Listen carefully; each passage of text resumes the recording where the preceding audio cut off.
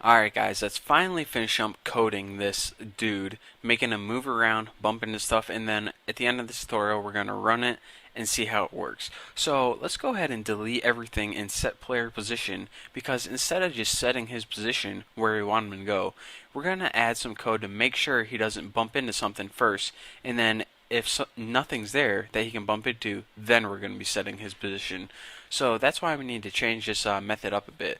So this is the only method we need to change, so don't worry, that's the only thing we're going to be covering in this tutorial.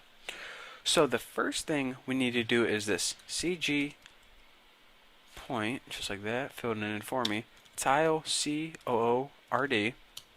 Why do I always put COORED? I don't know, but I do it. And set this equal to ST layer and tile for position, just like that, in position. So this is actually the method we built in the last tutorial. So if you have a different name, then of course put whatever you named it in there. But what we're going to be doing is pretty much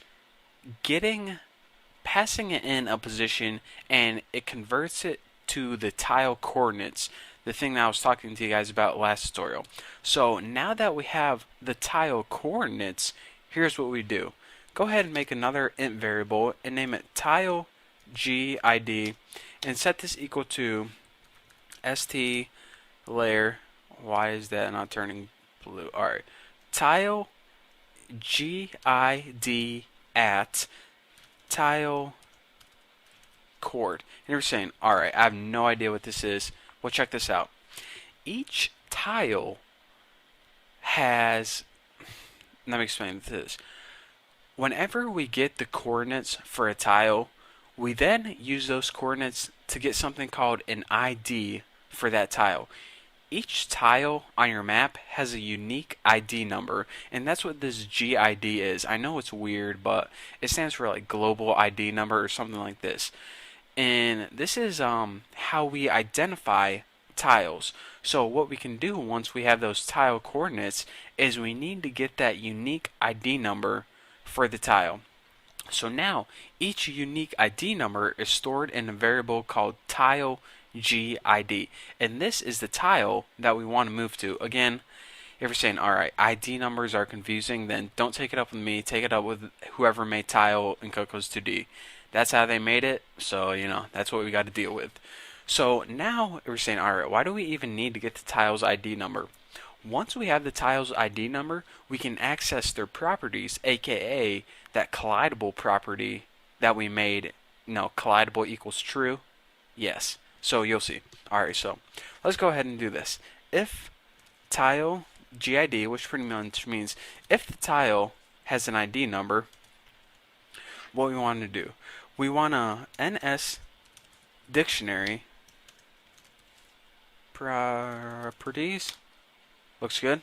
Alright, by the way, each of those properties that we made in the last tutorial are stored in an NS dictionary. So that's why we need to, make an NS dictionary variable. So let's just go ahead and set this properties variable equal to the map properties for GID and tile GID. So what we're saying is, alright, we want to get all of the properties for a certain tile. What tile? The tile that we want to move to. So now all of the properties are stored in a variable called properties. So now let's just go ahead and make another check. If properties, so if properties exist, what do we want to do? Well, the first thing we want to do is get this. Probably easier if I just type it, ns string, and just go ahead and make a variable called collision and set this equal to properties, which is your dictionary, values for key collidable. So remember, we wrote a property called collidable and we set it equal to the value true if it was red. So this collidable is either going to be equal to true or it's not going to exist at all. So when this is equal to true, we know that this means this dude should not be walking in this area. So how do we go about doing this? It's very easy. The first thing we need to do is compare our results to whatever this collision threw back and see if it actually is equal to true. So here's how we do this. If collision is exactly equal to collision compare true, and you need to throw that in since it's a string. Alright, and set this to ns ordered same. That's how you compare strings. Alright, return. So, alright, now I can finally talk about what I want to talk about. So this pretty much is going to get the property of the tile wherever the tile is collidable.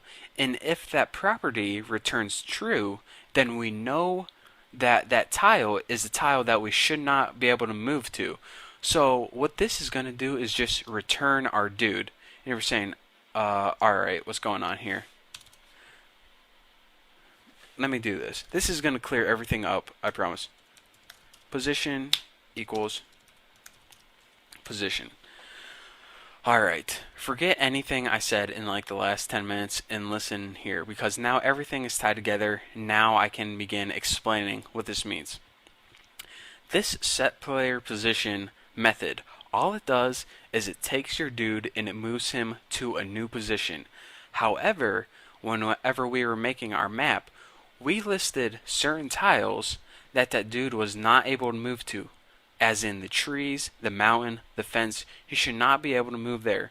So what we did is we added a property to those tiles named collidable, and we put a key equal to be true if he was not able to move there. So what this method does is pretty much this. It gets whatever position that we're moving to, and it checks if that collidable property is true. And if it's true, then it's going to return our method without doing anything at all. And then this pretty much runs this bit of code and does nothing. But if this method doesn't return, then what it's going to do is take the dude's position and move him to his destination. So if we try to move him somewhere and he's not supposed to be there, then it's going to run this bit of code, return this method without doing anything, without moving anybody. But if this doesn't return, then this bit of code is going to successfully run, and he's going to be able to move to his new position. So the last thing that we're going to need to do is just go ahead and copy this and go ahead and just paste it right here so I don't get a little issue warning. And now let's go ahead and build and run this. And so we got, I probably typed something wrong here along, yeah, I know I typed something wrong. I can feel it in my blood. Come on, where are you? Where are you? There we go. So let me pause this and I'll see what I typed wrong. Well, that was embarrassing, guys. I accidentally typed ST layer right here. Let me see if I can undo this. See, I accidentally typed ST layer down there instead of self. And of course this method is in this class, so that's why I needed self. And I also accidentally just recopied this header instead of putting our new method header in here. So now let me go ahead and build and run this, and hopefully it runs. If it messes up this time, this is going to be pretty embarrassing. But alright, let's see if this finally works. So let me move this guy up, up, up, and let's see if he stops when he gets to the fence. There we go. So as you can see, when I try to move him up, he won't go through the fence just like we want him to. He can move around, down, go through the flowers, and let's see, try move him in some trees. Can't do that either. So now, as you can see, this game is working properly like it should, colliding into the areas that we painted and marked as collidable. So we're saying, alright, what is happening? Whenever we try to move him to a place that's collidable, we say, alright, move here. So then when we call the method to move him there, it returns a blank method and it doesn't do anything. But when we try to move him to a space that isn't collidable, it takes his position and sets it equal to that new position. So that's all this code does. So now I can minimize this and forget about it. Move on to the next part of this program. But for now, that's all I got for you guys for this tutorial. So thank you guys for watching. Don't forget to subscribe, and don't forget to check out my forum. So again, like I said, thank you. Don't forget to buy my iPhone apps, and I will see you guys later.